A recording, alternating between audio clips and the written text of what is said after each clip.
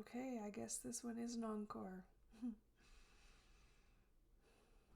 My name is Lauren Heistad, author to the book Homecoming.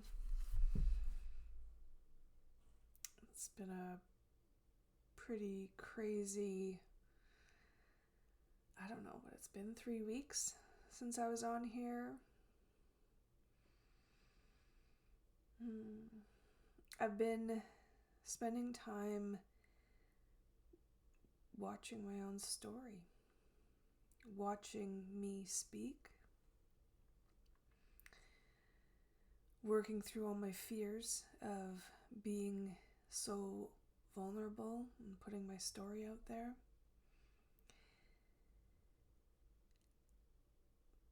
This morning I went for a bike ride and I was told I wasn't done, and I literally told my guides to shut up.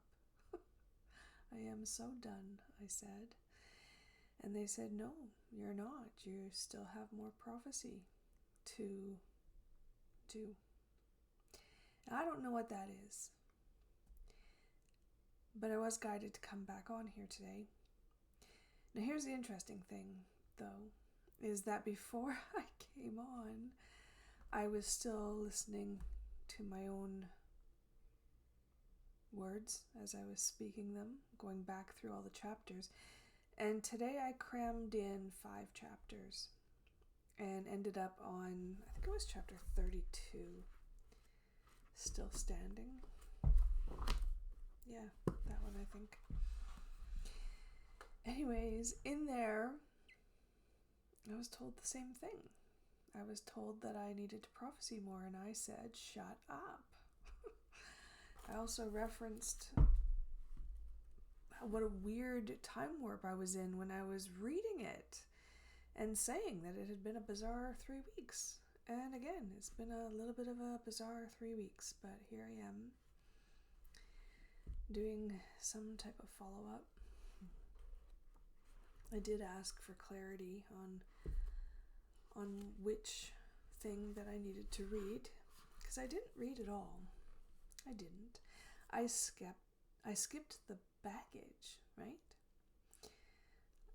It's the epilogue in the back with a bunch of journal entries as to how my life unfolded. I'm still going to skip those, but I did see a beautiful rainbow and guidance to read one of them. And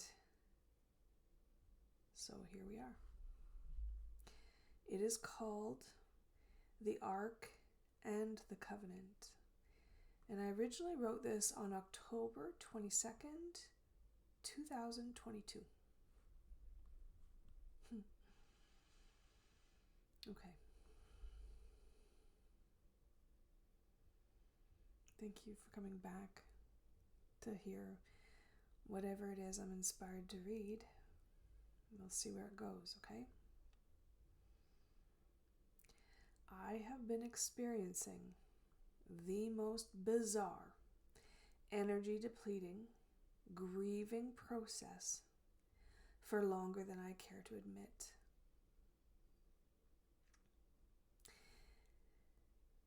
It has been ongoing for quite a few years now, but if I'm being brutally honest, my undeniable inner sorrow amped up shortly after I published my 3rd book.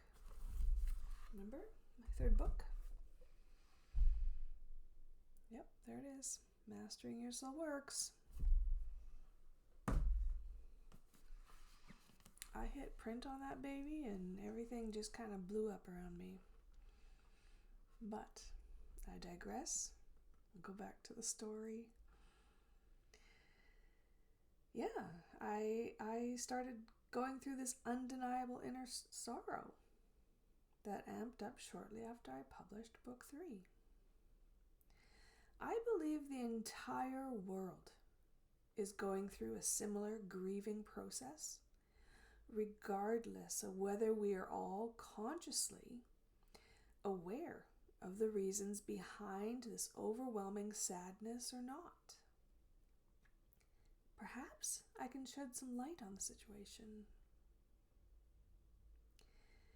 It is actually a very hard, courageous, and emotionally exhausting process to officially let go of the old story. It is. In particular, I'm talking about the belief systems and experiences of generations past that have filtered through our ancestral lineage and even our own past incarnations, waiting for this very moment in time. Contained within the old story are specific interpretations and understandings pertaining to how we will eventually transcend into the new era of enlightenment. Opposing this exact evolution, however, and securely ingrained within our cellular memory and historical mindsets, resides a very tough and inaccurate narrative of inherent unworthiness that we must officially ascend beyond. Do you hear me? Many of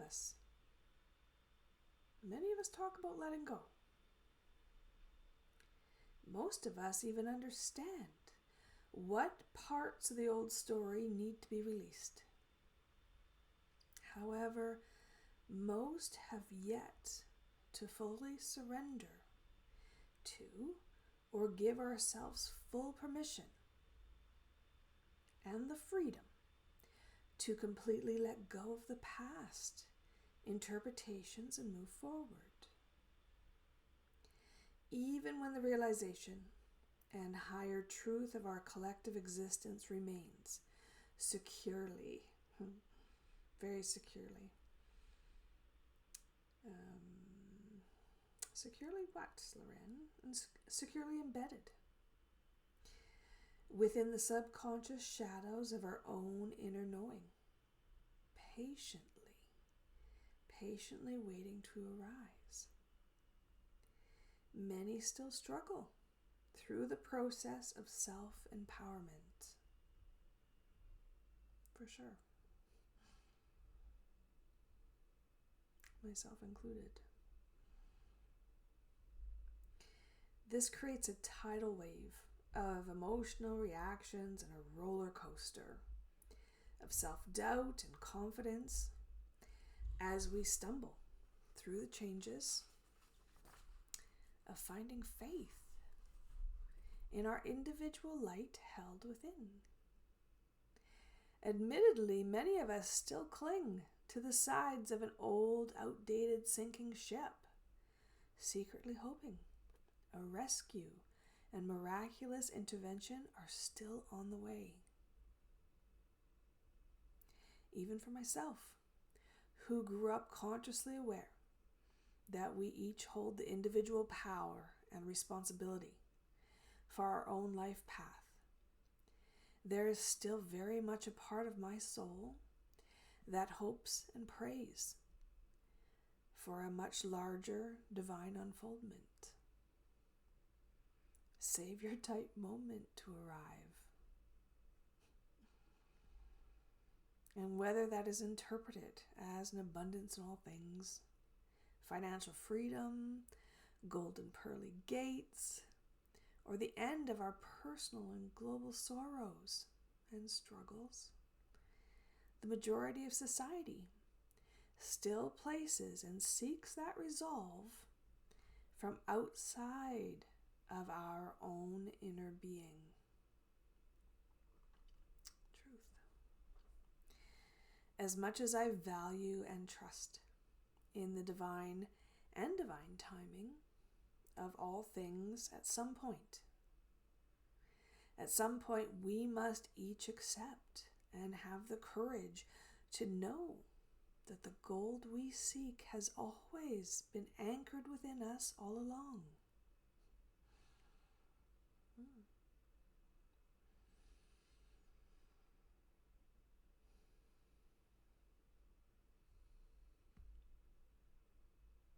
There's a beautiful lesson for myself, for darn sure.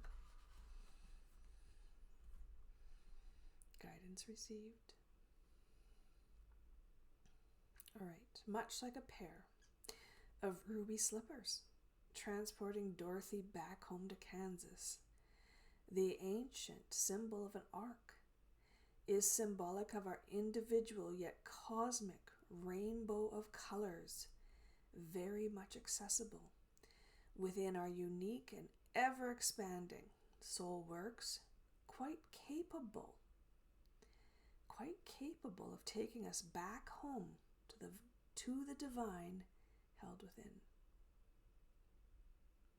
Making the true covenant an authentic promise that someday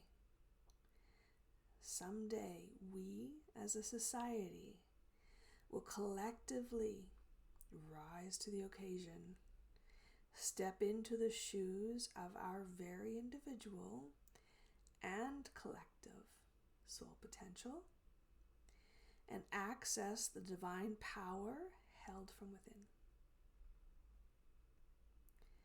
Most days, however, we are still watching and waiting for an ark to arrive outside of ourselves.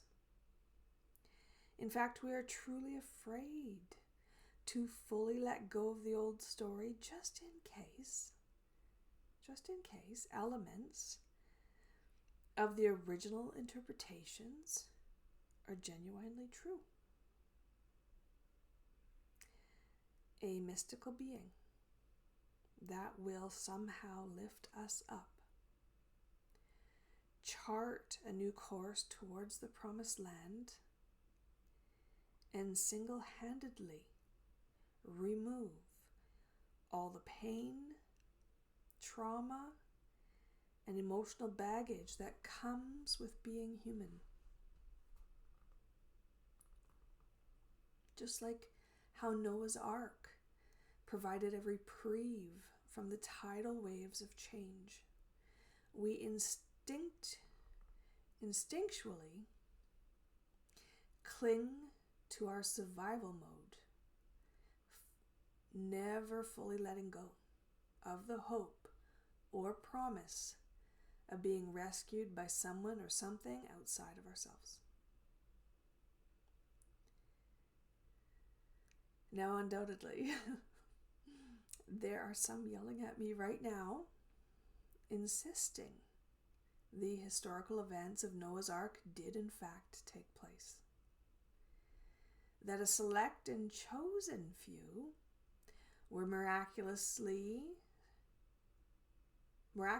survived a global upheaval by the grace of God for providing one man the intuitive insight, divine appointment, tenacity, and faith to build an ark.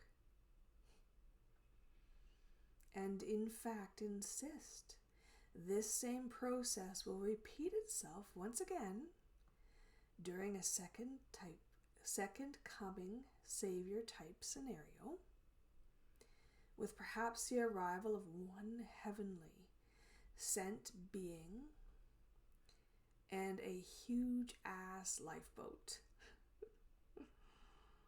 for all those deemed worthy. It's a great story, don't get me wrong. And I do understand many genuine biblical and historical events did in fact take place. For sure. I also do love the promise of hope and better things yet to come. Of course I do. That's what my entire soul works is about.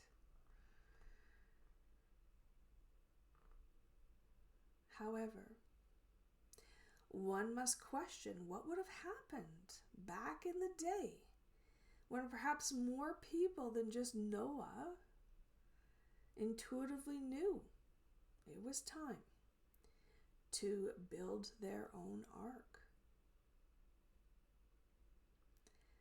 Likewise, if communities in that same era of time would have worked together, forging a solution towards climate changes at hand. Imagine the manifesting potential that could and would have endured. Bringing this concept into the present day, imagine what will happen when society fully accepts the very real notion that every being on and off this planet has the divine capacity to hear, see, and intuitively rebuild their own arc of self-empowerment and accountability. That beautiful, beautiful kaleidoscope of energetic source potential housed from within. More astounding, imagine what will happen when society no longer fears this co-creative mindset or the power we individually and collectively wield to create such positive, heart-centered change on a global scale. It's a nice thought, isn't it? How do we get there? Well, first, we must bravely step away from the promise of being saved by anything beyond our own soul development, as well as release all past teachings and interpretations regarding this time.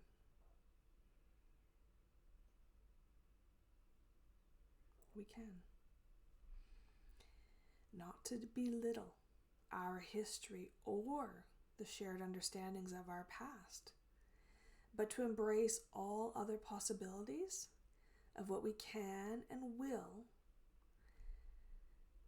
collectively accomplish when we recognize and believe in the inherent potential within all people.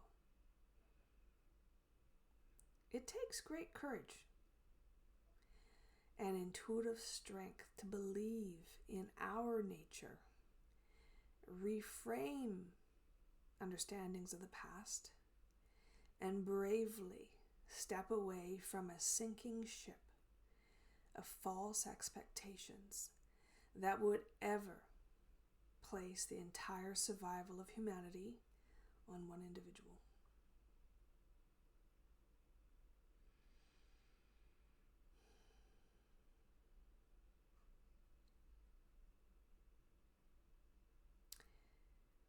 And I don't mean to be too blunt or patronizing here, but if I can be brave enough to put myself out there, send out an energetic life raft through my book, and face this metamorphosis of change on nothing beyond sheer faith and trust in better things yet to come, then please find the inner courage to face your own fears. At minimum, be open to hearing my accounts and version of the story.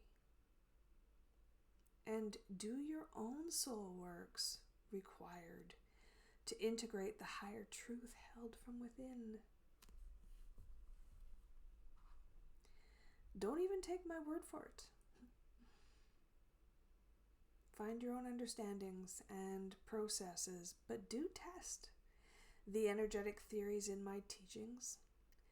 Double check the references I have cited. Personally, I've checked off more boxes regarding prophecy fulfillment than even I can fully comprehend. And assuredly, more than some may ever be willing to see, hear, or accept.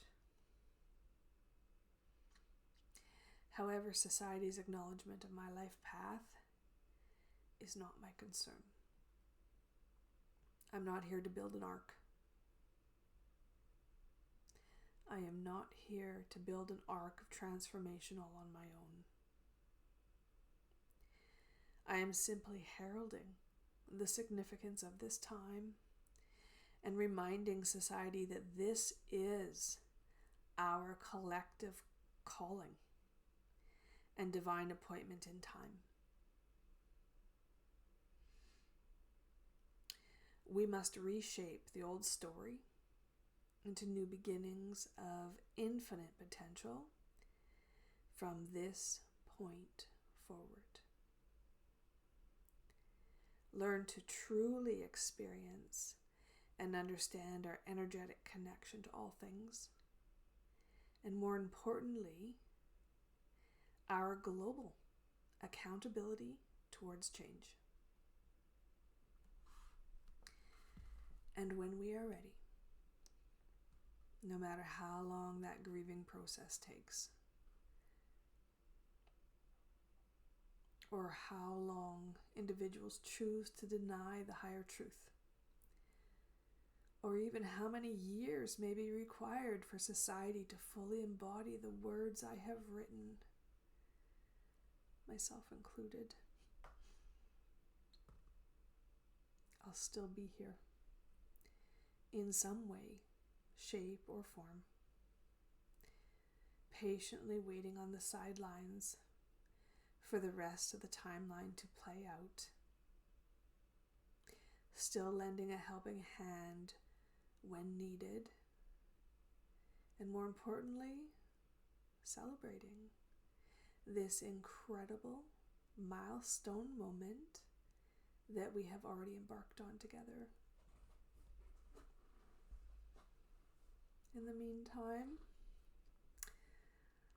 I created this to start slowly putting my story out into the world, chapter by chapter, as I am ready. And even though I feel I have been touting this particular story for sure, for literally ever, I will continue to say it again and again. Not because I'm sharing my life experiences to appease my ego, nor for others to value my worth. No. I'm not clinging to old belief systems or struggling with concepts or expectations I have yet to let go of and heal. On the contrary, I'm telling my story so that perhaps at some point in the not too distant future, society will finally hear and see the higher truth. Authentically and fully appreciate our collective obligation to face change and fully embody our ever-expanding soul potential. And if I'm being completely honest, I guess it's also my personal way of attempting to reach out and humbly thank you. Thank you so very much for believing in whatever version of my personal soul works that has existed within the archives of our collective history. Whatever version.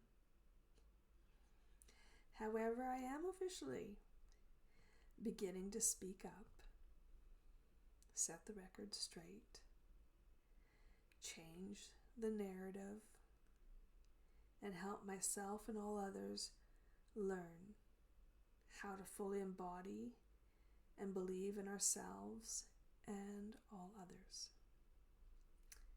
It is time.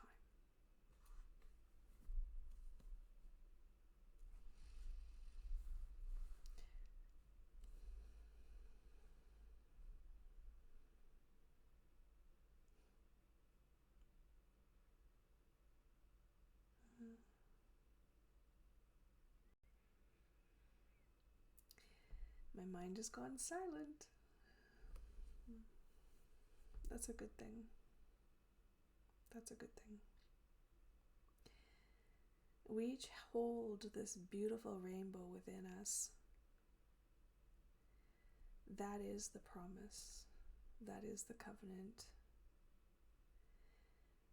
And no matter how you find your way home to that, I do see and believe in you. Thank you for seeing and believing in me.